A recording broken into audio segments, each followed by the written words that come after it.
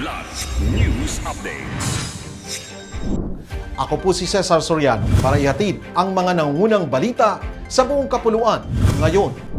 Inirekomenda ng Criminal Investigation and Detection Group o CIDG na kasuhan si suspended Acting Senate Sergeant-at-Arms Mau Aplasca kaugnay ng insidente ng pamamaril sa Senado noong Mayo 13.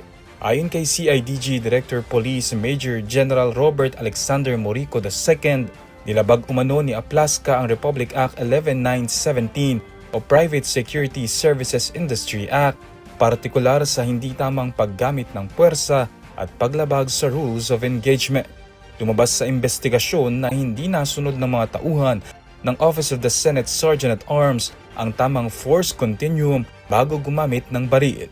Binigyang diin din ng CIDG na bawal ang warning shots lalo na sa mataong lugar gaya ng Metro Manila.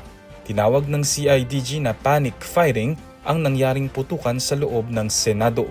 Kaugnay nito nang tanungin si Aplasca tungkol sa mga ebidensyang CCTV footage, tinawag niya itong spliced at manipulated.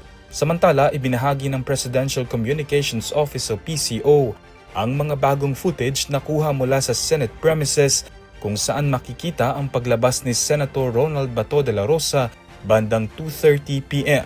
ilang oras matapos ang putuka.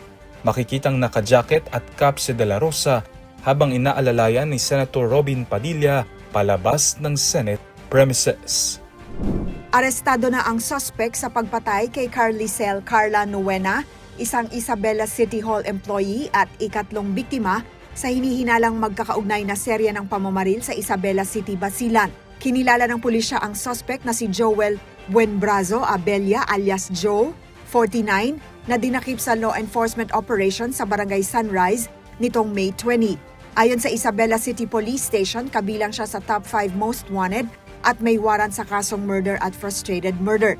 Ayon kay Isabela City Police Station Chief Lieutenant Colonel Wilfredo Palamos Jr., natunto ng suspect sa pamamagitan ng witness accounts, intelligence gathering at CCTV analysis. Sinisilip din ng pulisya kung may kaugnayan siya sa naunang pagpatay kay Gilberto Berto Toledo noong May 10, kay Karen Toledo Resurrection noong May 15 at sa pagpaslang kay Carla. Bago ang pag-aresto, nagkaroon rin ng hiwalay na security meetings sina Mayor City Jalia Turabin Hataman at Governor Mujib Hataman, habang nanawagan din ng hustisya at kapayapaan ang Roman Catholic Prelature of Isabela de Basilan. Patay ang isang barangay kagawad matapos pagbabarilin sa loob ng kanyang bahay noong madaling araw ng Miyerkules, Mayo 20 sa sitio Kalanasan, Barangay Kinipot, Zamboanga City.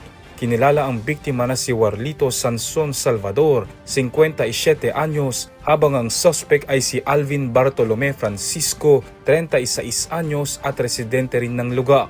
Ayon sa pulisya, nagiinuman umano ang biktima at isang kaibigan nang biglang pumasok ang suspect at pinagbabaril si Salvador bago tumakas. Narecover sa crime scene ang isang basyon ng bala na pinaniniwalaang mula sa kalibre 45 pistol. Naaresto naman kalaunan sa isinagawang hot pursuit operation ng suspect na manugang ng biktima. Tinitignan ng mga investigador na personal na alitan ang motibo sa krimen. Ako po si Cesar Soriano, kasama nyo sa bawat pagputo ng balita.